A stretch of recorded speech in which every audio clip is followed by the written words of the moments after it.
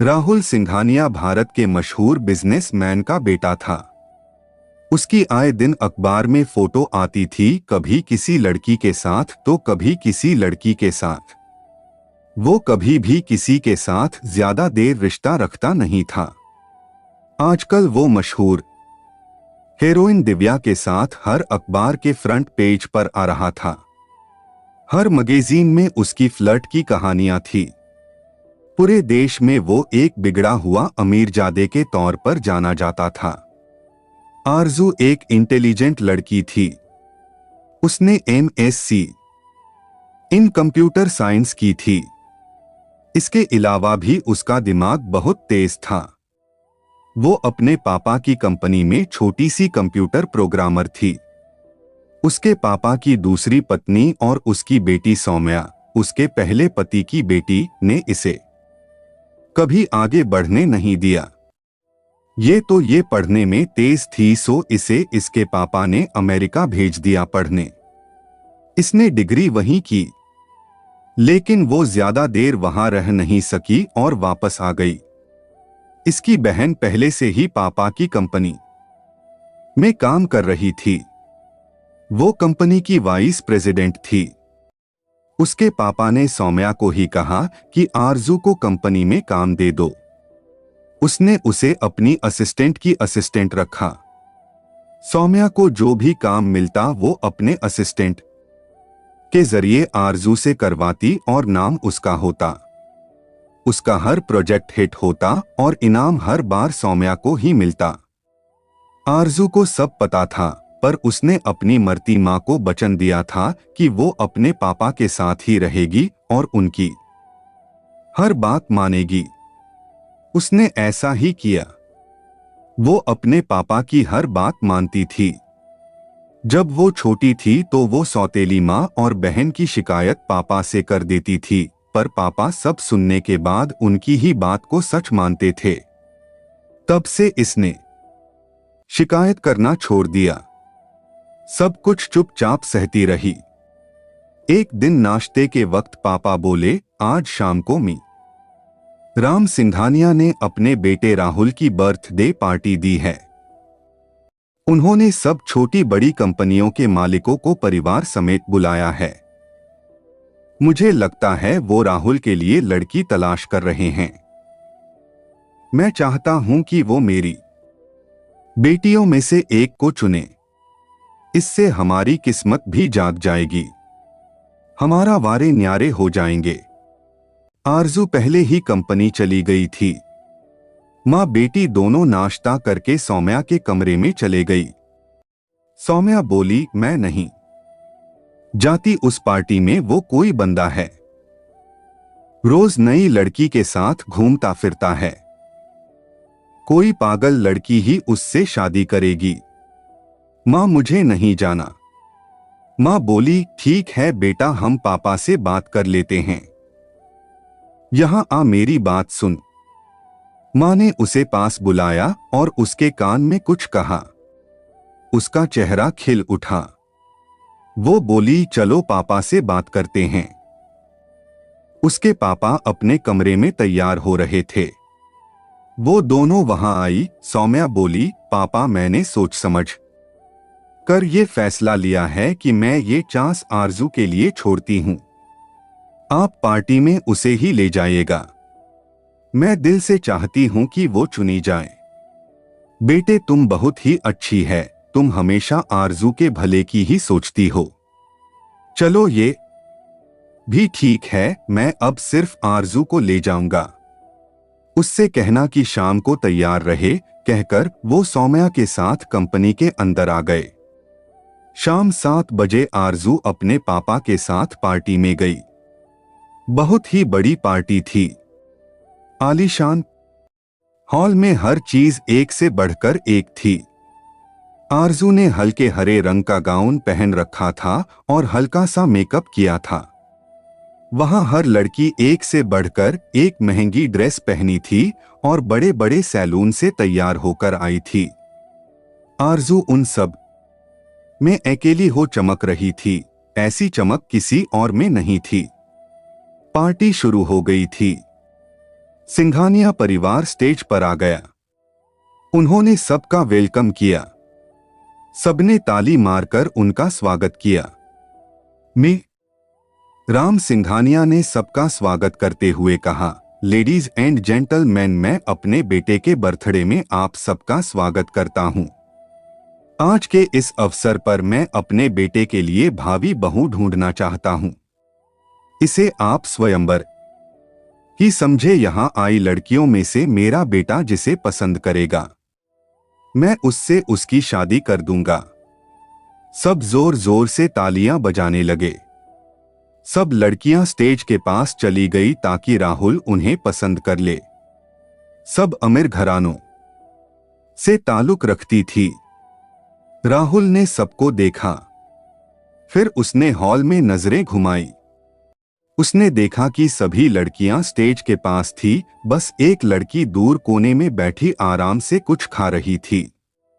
उसे किसी की कोई परवाह ही नहीं थी। वो स्टेज से उतरा। सारी लड़कियां सीढ़ियों के पास हो गई। वो सब लड़कियों को पीछे छोड़ के उस अकेली लड़की की तरफ बढ़ गया। सब लड़कियां मायूस हो गई। राहुल उस टेबल के पास आकर खड़ा हो गया। लड़की बिना मुंह ऊपर किया अपनी बगल की कुर्सी पर शिफ्ट हो गई। उसे लगा कि कोई सीट मांग रहा है। राहुल वहां बैठ गया। वो उसे खाते हुए देख रहा था। वो उसके पास बैठा रहा। जब वो खाना खा हटी तो उसने उसका हाथ पकड़ा और स्टेज की तरफ ले आया। सब लड़कियां उस लड़की को देख रही थी और उससे जल रही थी। उसने साधारण सा हल्के हरे रंग का गाउन पहन रखा था। राहुल ने उसके विरोध के बावजूद उसका हाथ नहीं छोड़ा। वो उसे स्टेज पर ले आया और बोला, पापा, मुझे इस लड़की से शादी करनी है। गुड चॉइस राहुल, ये देखने में ही अच्छी लग रही है। आरजू परेशान हो गई। वो धीरे से बोली, मुझे ये शादी नहीं करनी। आप किसी और लड़की को ढूंढ ले। उसने हाथ छुड़ाने की कोशिश की, पर राहुल ने उसे कस के पकड़ रखा था। तभी सामने से आरजू के पापा आ गए और स्टेज पर आते ही बोले, मेरी बेटी की खुशकिस्मती है कि आपने उसे अपनी पत्नी बनाने का सोचा। उसके पापा हाथ जोड़ के बोले।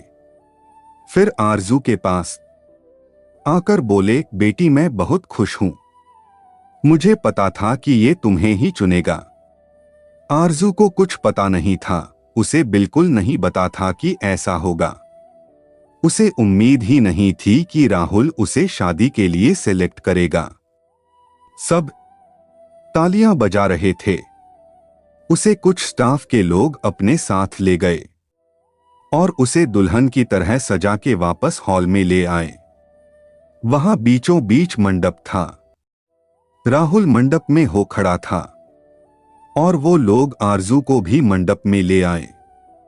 पापा की बात सुनकर उसने विरोध करना छोड़ दिया और चुपचाप फेरे लेती रही। उधर राम सिंघानिया ने कुछ पेपर साइन करके पापा को दिए। वो बहुत खुश दिख रहे थे। आरजू उनकी तरफ देखकर हैरान रह गई। उसे ऐसा लगा मानो उसके पापा ने उसे बेच दिया हो। उसने मन ही मन अपनी माँ को याद किया, माँ, मैंने तुझसे किया वादा निभाया। बस आज से मैं उनकी बेटी नहीं हूं। उन्होंने मुझे इनके हाथों बेच दिया है। आज से मेरा उनका रिश्ता खत्म। जिस बाप को डोट अपनी बेटी की विदाई पर रोने की बजाय हंसी आए, वो कैसा बाप। वो सोच में डूबी थी कि पंडित जी बोले, विवाह संपन्न हुआ। राहुल ने एक लेडी को उसे घर ले जाने को कहा। वो लड़की उसे एक लंबी सी कार में एक बड़े से घर में ले आई और उसे एक कमरे में छोड़कर बोली, मैडम, आज से ये आपका घर और ये आपका कमरा है।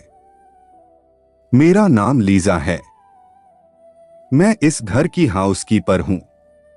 आपको कोई भी काम हो आप मुझे बता दीजिएगा। कहकर वो चली गई। आरजू को नए घर में अजीब लग रहा था। उस पर वो अकेली थी। उसे समझ नहीं आ रहा था कि वो क्या करे। कुछ देर सोचने के बाद वो उठी और उठकर कमरे की अलमारी खोली। वहां लड़कियों के तरह तरह के कपड़े थे। वो सोच रही थी कि ये किसके हैं। तभी दरवाजे पर नॉक हुआ। उसने कहा, आ जाओ। लीजा थी। उसने अंदर आकर उससे कहा, ये कपड़े आपके हैं। सर ने खास आपके लिए मंगवाए हैं। आप कुछ लेंगी? उसने आरजू को कपड़ों को घुरते देखा तो बताया, ओह नहीं, मुझे नींद आई है। ओके फिर आप रेस्ट करें, लीजा बोली और चली गई। उसने एक ड्रेस निकाली और वॉशरूम में चली गई। वॉशरूम बहुत ही शानदार था। वो आराम से बाथटब में बैठ गई। वो सारे दिन की थकी हुई थी। नहाने के बाद वो आकर सो गई। अगले दिन जब उसकी आंख खुली तो वो अकेली ही थी। वो खुद पर हंसी, ये कैसी शादी है। वो ब्रश करके कमरे से बाहर आई। वो सीधा किचन की तरफ आ गई। वो देखकर हैरान रह गई कि घर में कई नौकर थे। वो आकर डाइनिंग टेबल पर बैठ गई। लीजा उसके पास आई और बोली, गुड मॉर्निंग मैडम। फिर सबको बुलाकर बोली, सब ध्यान से सुनो, ये हमारी मैडम हैं। हमें इनकी हर बात माननी है। सब नौकर उसके पास बारी बारी आए, उसे गुड मॉर्निंग कहा और अपना अपना नाम बताया। आरजू ने सबसे प्यार से बात की। फिर बोली, लीजा मुझे बहुत भूख लगी है। लीजा ब्रेकफास्ट लेने गई तो आरजू अखबार देखने लगी। उसने जैसे ही अखबार सीधा करके खोला तो वो देखकर हैरान रह गई। राहुल जी तस्वीर थी किसी मॉडल के साथ और ऊपर लिखा था कि राहुल सिंघानिया अपनी शादी के घंटे बाद ही रूबी के साथ थे। दोनों रात भर साथ थे। इस कहानी का अगला भाग देखने के लिए चैनल को सब्सक्राइब कर ले, ताकि मैं कोई भी वीडियो डाउनलोड तो आप तक आसानी से पहुंच जाए और आप लोग देख सकें।